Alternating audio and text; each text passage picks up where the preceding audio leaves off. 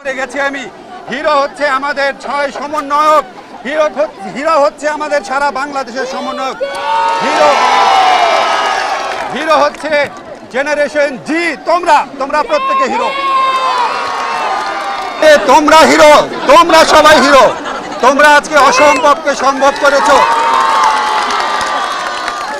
তোমাদেরকে 17-18 বছর যাবৎ ভোট দিতে দেয় না, তোমাদের সম্পদ বিদেশে পাচার করে। প্রধানমন্ত্রীর পিয়ন হয় 400 কোটি টাকার মালিক,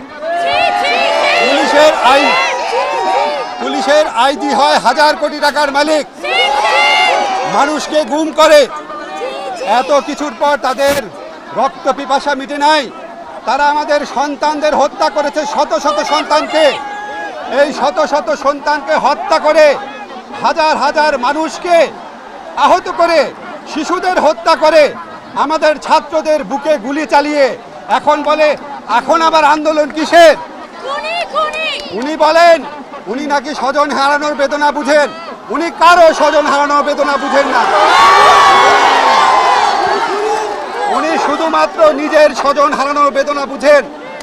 বাংলাদেশ স্বাধীন করেছে মুক্তিযোদ্ধারা। উনি মনে করেন শুধু উনার বাবা স্বাধীন করেছে।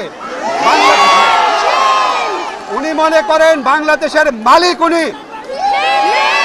উনি আমাদেরকে কথায় কথায় বলেন উনি নাকি আমাদের ভাত খাওয়ান, উনি নাকি আমাদের বিদ্যুৎ বন্ধ করে দিবেন।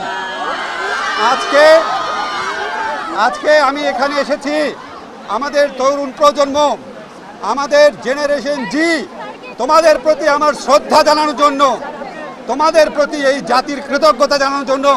তোমরা বাংলাদেশের ইতিহাসে ব্রিটিশ আমল থেকে শুরু করে সবচেয়ে বড় স্বৈর শাসক, সবচেয়ে বড় হত্যাকারী শাসকের বিরুদ্ধে রুখে দাঁড়িয়েছ। তোমাদের জয় সুনিশ্চিত।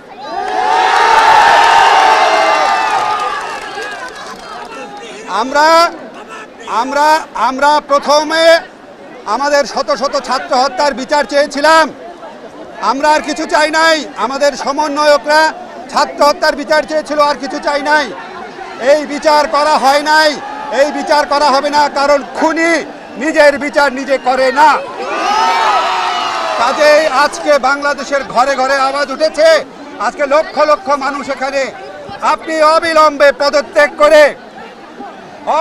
পদত্যাগ করে তত্ত্বাবধায়ক সরকার ব্যবস্থা চালু করে বাংলাদেশের মানুষের প্রতিনিধিদের, বাংলাদেশের মানুষ বাংলাদেশের তাদের নিজেদের প্রতিনিধি নির্বাচন করতে পারে। এই দেশের তরুণরা তাদের ভোটাধিকার প্রয়োগ করতে পারে, তাদের জীবন এবং জীবিকা নিশ্চিত থাকতে পারে। এই জন্য তারা প্রচলিত পদ্ধতিতে তারা তাদের প্রতিনিধি নির্বাচিত করে সত্যিকারের নির্বাচন করে তারা এই দেশ পরিচালনায় অংশ নিবে। এবং আমি এটাও বলতে চাই, আজকে ভবিষ্যতের যে পার্লামেন্ট হবে সেখানে বাধ্যতামূলকভাবে তরুণ সমাজের অন্তত 50% প্রতিনিধিত্ব থাকতে হবে। আজকে আমরা হত্যার বিচার চাই, তার আগে চাই যেই খুনি সরকার এই বিচারকে বাধাগ্রস্ত করছে তাদেরকে অবশ্যই পদত্যাগ করতে হবে। আমি আজকে মনে করি, আমি আসার পর তোমরা কেউ কেউ হিরো বলেছ, লজ্জায় মরে গেছি আমি। হিরো হচ্ছে আমাদের 6 সমন্বয়ক, হিরো হচ্ছে আমাদের সারা বাংলাদেশের সমন্বয়ক। হিরো হচ্ছে জেনারেশন জি। তোমরা প্রত্যেকে হিরো। আমরা তোমাদের থেকে সাহস পেয়েছি। আমরা তোমাদের পাশে থাকব। আমাদের যদি মৃত্যুও হয় আমরা তোমাদের পাশে থাকব, এই কথা দিয়ে গেলাম। ধন্যবাদ।